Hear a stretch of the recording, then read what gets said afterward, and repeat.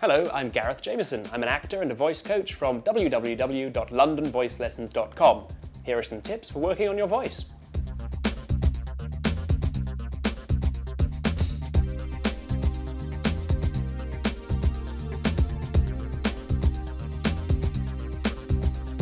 Now, the key to any accent is to isolate the sounds that are specific to that accent.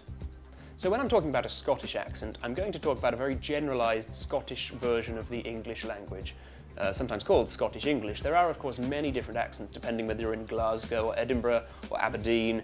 This one is probably what we'd call a general Scottish accent. Now, the first thing you need to work on is your R sound. So for most Scots speakers, they don't actually use the R that we associate. It would be very rare to hear murder with big long R's. It's much more common to roll the R just for one roll. It's called a tapped R. Bright red. So let's say bright red like that. Also in words like butter and bird. Notice that it's tapped, so it's not bird or not bird, bird.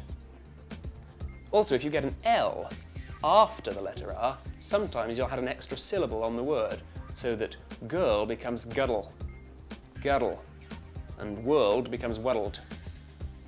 The loveliest girl in the world.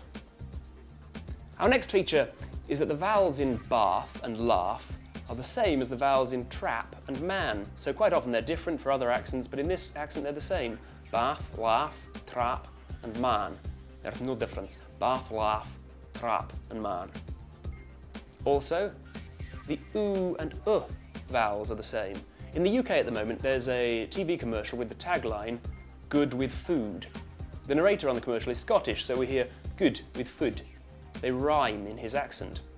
And that's the same for all oo and sounds, so that hook and pool are hook and pool. There's no difference between the pull of a rope and pulling a rope in the swimming pool. Pool. Pool and pull are the same. Pool. Finally, listen to this phrase which will show you a few more features. It's no problem if you haven't got any. It's no problem if you haven't got any.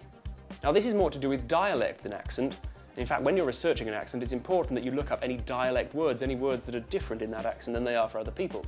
So for example, rather than saying not, a Scots speaker might say no, it's no a problem. And rather than haven't, have nae. It's no a problem if you haven't got any.